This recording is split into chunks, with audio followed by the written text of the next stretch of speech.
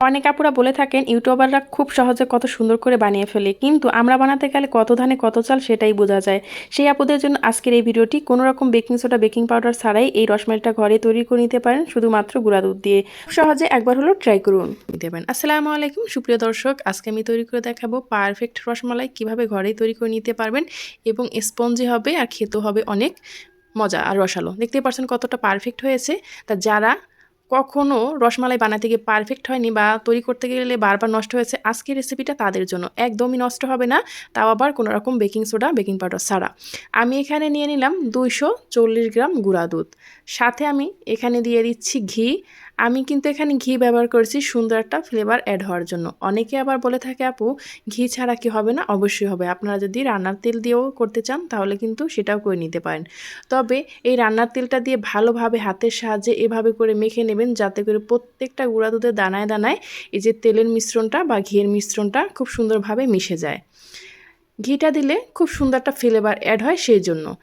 এখানে আমি নিয়ে নিলাম একটা ডিম। ডিমটা কিন্তু ফ্রিজের ঠান্ডা হলে হবে না, বাইরে থাকা যে ডিমটা সেটা নিতে হবে।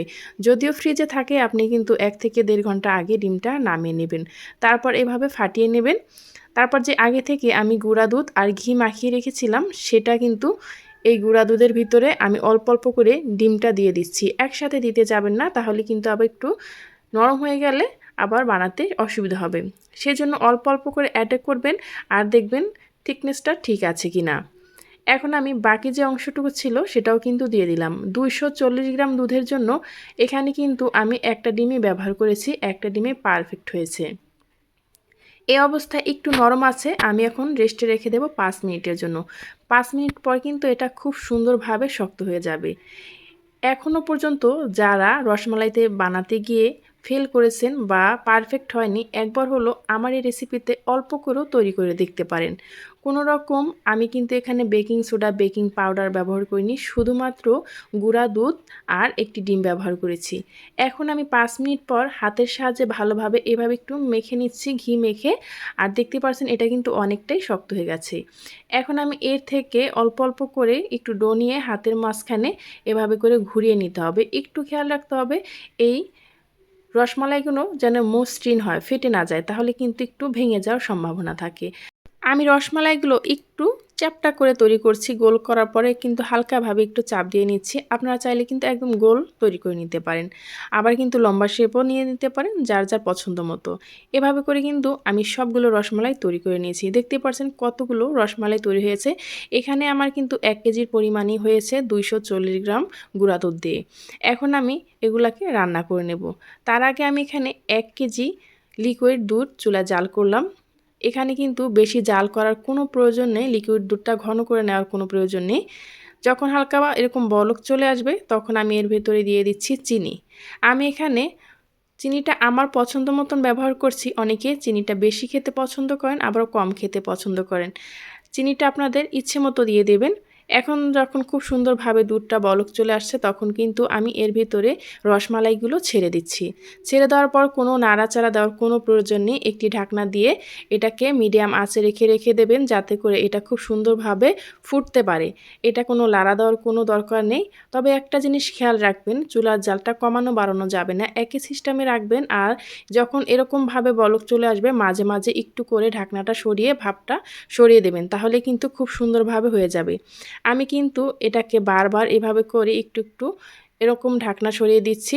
আর যখন 10 মিনিট জাল করা হয়ে যাবে তখন কিন্তু দুধটা অনেকটাই ঘন হয়ে যাবে। সেই পর্যায়ে এসে কিন্তু আপনারা 1 থেকে 1.5 মগ গরম পানি ব্যবহার করবেন, তাহলে কিন্তু দুধটা আবারও পাতলা হয়ে যাবে আর শিরাটা কিন্তু খুব সুন্দরভাবে রসমালাইয়ের ভিতরে ঢুকতে সাহায্য হবে। আর যদি আপনি ঘন করে দুধটা জাল করেন তাহলে কিন্তু রসমালাইয়ের ভিতরে খুব সুন্দরভাবে রসটা ঢুকতে পারবে না ঘন হওয়ার কারণে। আর এরকম পাতলা হলে তাহলে কিন্তু খুব সুন্দরভাবে হয়ে যাবে। এ তো আমি আপনাদেরকে একটা কেটে দেখাচ্ছি, আমার রসমালাই কিন্তু একটাও ভেঙে যায়নি, আবার একটা গলেও যায়নি। দেখতেই পারছেন আমি কিন্তু এই রসমালাইটাকে 40 মিনিট জাল করে নিয়েছি। আশা করি আপনাদেরটাও পারফেক্ট হবে। এখন আমি ঠান্ডা হওয়ার জন্য রেখে দিচ্ছি।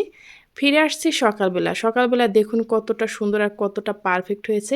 একটা রসমালাই কিন্তু ভেঙে যায়নি, আর কতটা সুন্দর আর কতটা সফট রসালো হয়েছে। আমার এই রেসিপি দেখে একবার হলো বাসায় ট্রাই করবেন। বারবারই বলে দিচ্ছি, আপনাদের মনে যদি সন্দেহ থাকে তাহলে কিন্তু অল্প গুঁড়ার দুধ দিয়ে আপনারা তৈরি করতে পারেন। আর ঠান্ডা হওয়ার পর কালারটা কতটা সুন্দর হয়েছে দেখতেই পারছেন। এই অবস্থায় আপনাদের যদি মনে হয় শিরাটা একটু ঘন করে খাবেন, তাহলে কিন্তু আপনারা এই রসমালাইগুলো একটা বাটিতে উঠিয়ে রেখে শিরাটাকে আর একটু জাল করে নিতে পারেন। এই তো আমার রসমালাই কিন্তু একদম পারফেক্ট রেডি হয়ে গেছে। আমার এই রসমালাইটা আপনাদের কাছে কীরকম লেগেছে অবশ্যই কিন্তু জানাবেন। বাসায় যদি ট্রাই করেন তাহলে কিন্তু জানাতে ভুলবেন না। আমি কিন্তু কোনো রকম ঝামেলা ছাড়াই একদম খুব সহজেই তৈরি করে নিয়েছি। আশা করি আপনারাও বাসায় একবার ট্রাই করবেন। বাজারে দেখা যায় রসমালাই কিনতে গেলে কোনো রকমেই চড়া দাম ছাড়া কেনা যায় না। আর ঘরে যদি এরকম সাশ্রয়ভাবে তৈরি করে নিতে পারেন, তাও আবার কোনো রকম বেকিং সোডা, বেকিং পাউডার ছাড়া, তাহলে তার কোনো কথাই নেই। আমার এই ভিডিওটা যারা ফেসবুক পেজ থেকে দেখছেন চাইলে পেজটি ফলো দিয়ে আমার পাশেই থাকতে পারেন। আর ইউটিউব চ্যানেল থেকে যারা দেখছেন চ্যানেলটি সাবস্ক্রাইব করে পাশে থাকা বেল আইকনটা ক্লিক করে রাখবেন, যাতে এরকম সহজ রেসিপি আপলোড করা মাত্রই আপনার কাছে নোটিফিকেশন পৌঁছে যায়, আপনি দেখে নিতে পারেন। পরবর্তী ভিডিও পর্যন্ত ভালো থাকবেন। আল্লাহ হাফেজ।